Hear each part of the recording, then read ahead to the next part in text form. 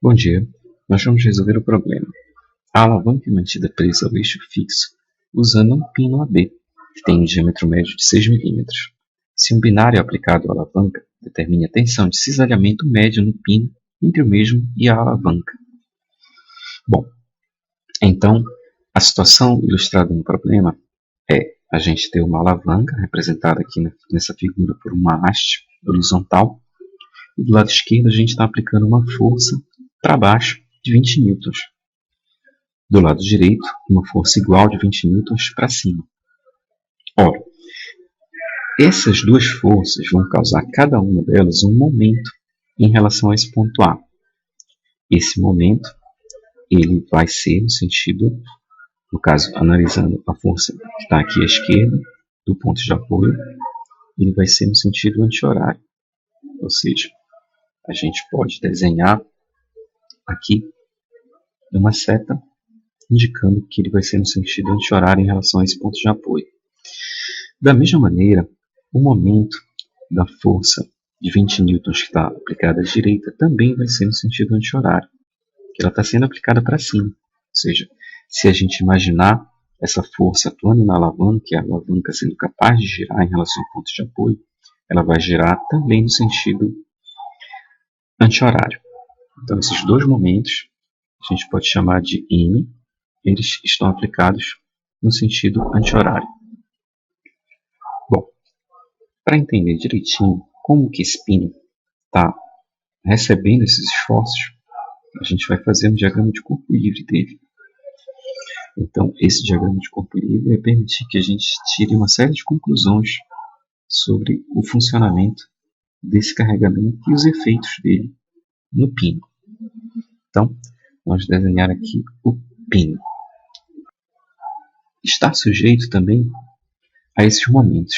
E aqui vem um ponto muito importante da compreensão desse processo de solução. Esses momentos aqui, eles são aplicados na alavanca, mas eles são transmitidos ao pino. Eles são transmitidos pela conexão do pino com a alavanca. Então vamos desenhar esquematicamente essa conexão do pino com a alavanca, aqui, através desse círculo, representando esse círculo de 12 milímetros. Então, se a gente desenha aqui o restante da conexão, esse diâmetro superior, a gente vai ter o seguinte: o momento que está sendo aplicado através da força à esquerda, ele vai causar, esse momento vai ser transferido até o pino pela conexão. E a gente pode analisar o seguinte: a conexão ela tem um contato com o pino que vai permitir que ela aplique uma força no pino. Essa força vai estar distribuída aqui ao longo de todo esse contato. Da mesma maneira, o momento causado pela força da direita também vai fazer uma força no pino. Essa força vai estar distribuída aqui em toda essa área de contato do pino com a alavanca. Então, a gente tem uma situação desse tipo. Bom, a gente pode notar o seguinte: nessa parte aqui de cima, a gente vai ter o pino com uma força atuando, uma força resultante. Se a gente fosse calcular a resultante de toda essa força distribuída, essa força atuaria da direita para a esquerda e aqui abaixo da esquerda para a direita. Então, vamos fazer o seguinte raciocínio agora. Para isso, a gente vai precisar das equações de base para serem usadas. Então, por enquanto, a gente está apenas raciocinando e tentando estabelecer uma estratégia para resolver o problema. As equações de base, já que a gente vai precisar calcular a tensão de cisalhamento, a primeira delas é a própria equação da tensão de cisalhamento, que é a força que causa o cisalhamento dividido pela área que está resistindo ao cisalhamento. Bom, esse pino ele tem um diâmetro médio, então ele tem uma área de seção circular. Então, eventualmente, vamos colocar aqui a equação da área da seção circular, que eventualmente a gente vai precisar usar na solução.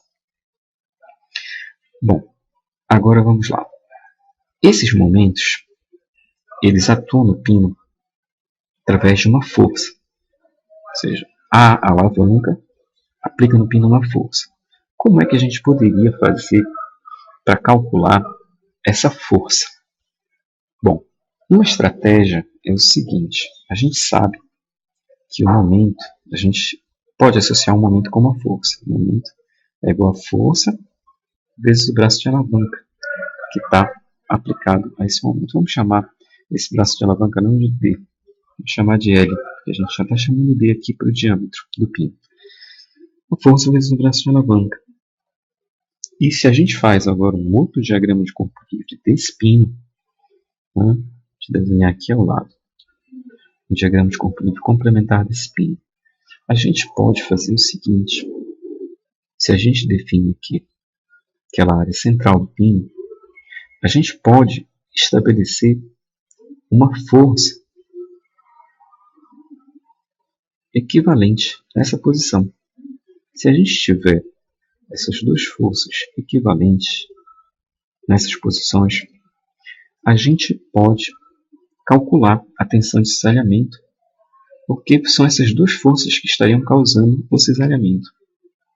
Aqui a gente tem o centro do pino, chamado de esse ponto de O, e a distância de O até o ponto de aplicação das forças a gente pode chamar de L, que é exatamente o braço de alavanca dessas forças. Ora, o momento, nesse caso aqui, causado pela força F, é igual a F vezes L, força vezes o braço de alavanca. E ele tem que ser igual ao momento que a gente está fazendo com as nossas mãos, o momento externo. Por que ele tem que ser igual? Porque a gente está aplicando esse momento externo e ele está sendo aplicado diretamente no pino, através dessas forças distribuídas. Mas a gente pode, eventualmente, calcular uma força F aplicada exatamente nesse ponto que seja equivalente ao efeito dessas forças distribuídas. Como o efeito dessas forças distribuídas é o próprio momento, se a gente escrever essa equação aqui, se essa nossa força F dessa equação aqui de baixo for essas forças F aqui de cima, a gente tem exatamente essa condição satisfeita, ou seja, o momento externo, que é o momento que a gente está fazendo com as nossas mãos na alavanca, é igual ao momento que essas forças F fazem em relação ao centro do pino. Então essa equação ela é satisfeita. Agora note uma coisa interessante. Nós temos a força, nós temos essa distância L, nós conhecemos essa distância L, porque ela vai ser a metade desse 12 milímetros. Então vamos colocar aqui o sinal que a gente conhece ela. Esse momento externo, a gente conhece ele também, porque ele vai ser igual a 20 vezes o braço de alavanca, que essas forças são aplicadas, então, que estão associadas com essas forças. Então a gente conhece esse momento. Com o momento e com o L, a gente pode calcular essa força que está efetivamente causando o cisalhamento do pino.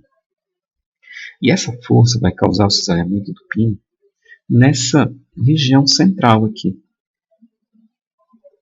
E essa região central, a área do pino que está resistindo a ela, é uma área que vamos colocar um desenho do pino um pouco inclinado, fazer um pouco maior.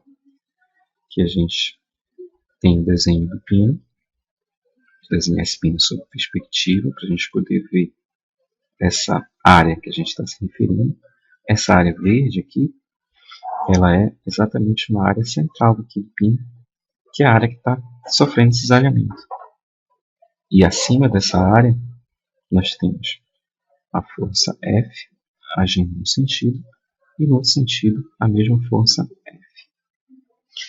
Bom, então a gente tem a área que está resistindo ao cisalhamento, é essa área da seção transversal do pino.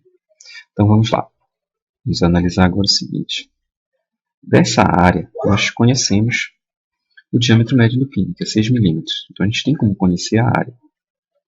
E a força F a gente pode calcular aqui dessa equação de baixo. Então a gente tem como conhecer a força F e finalmente calcular a tensão. Ou seja, dessa maneira nós criamos uma estratégia para resolver o problema. Calcular primeiro a força F, depois calcular a área e dividir uma pela outra para calcular a tensão. Vamos tentar escrever tudo isso numa só equação. Então, agora que a gente já estabeleceu uma estratégia para resolver o problema, vamos fazer os cálculos. A tensão de cisalhamento ela é igual à força, que por sua vez é igual ao momento dividido pelo comprimento L, do braço de alavanca, que é a metade de 12 milímetros. Então, essa força vai ser igual, a partir dessa equação aqui, momento dividido pelo L. Então, a gente pode fazer isso separadamente, esse cálculo dessa força. Vamos fazer isso. O momento é 20 vezes 250 milímetros. 250 milímetros é 0,250 metros. A gente precisa fazer a conversão. E o L é exatamente a metade desse 12 milímetros, ou seja, 6 milímetros. Transformando para metro, 6 vezes 10 é menos 3 metros. Então, quando a gente faz esse cálculo, a gente chega até o valor de aproximadamente 834 newtons. Então, esse é o valor da força F. Então, vamos colocar esse valor aqui na equação da tensão, 834 newtons. E aqui no denominador a gente vai colocar a equação da área, π sobre 4, vezes o diâmetro do pino ao quadrado. O diâmetro médio do pino é 6 milímetros. 6 vezes 10 a menos 3 ao quadrado. Esse 10 a menos 3 para transformar de milímetro para metro. Então, Newton, metro, a gente tem as unidades do SI. Então, o resultado que nós vamos obter vai ser em Pascal. Então, fazendo esse cálculo na calculadora científica, você chega aproximadamente até o valor de 29,5 vezes 10 a sexta Pascal, que a gente pode escrever também 29,5 megapascal. Então, essa é a tensão de cisalhamento que esse pino está sofrendo. Note que para a solução desse problema, a gente teve que fazer um raciocínio sobre o diagrama de corpo livre. Então, o diagrama de corpo livre do pino, nesse caso, é fundamental para a gente entender o que está acontecendo nesse caso. Bom, existe uma outra observação que eu gostaria de fazer, que é o fato de terem aparecido existirem duas forças no diagrama de corpo livre, devido às duas aplicações de momento. E na equação da tensão de cisalhamento aparece apenas uma força. Por que isso?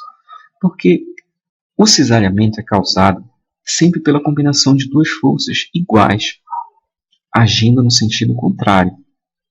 Então, só ocorre cisalhamento quando você tem essas duas forças iguais, no sentido contrário. E quando a gente calcula, quando a gente define a tensão de cisalhamento, a gente usa apenas o valor o valor numérico que é igual para as duas forças, sempre. Né? Então, sempre que ocorrer um cisalhamento, a mesma força que está agindo de um lado da área cisalhada vai ser igual à força que está agindo do outro lado. Elas vão ter apenas o sentido oposto. Mas quando a gente calcula a tensão, a gente leva em consideração apenas o módulo dessas forças, que é igual para as duas forças. No nosso caso aqui, F.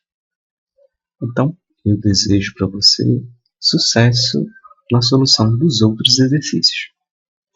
Até logo!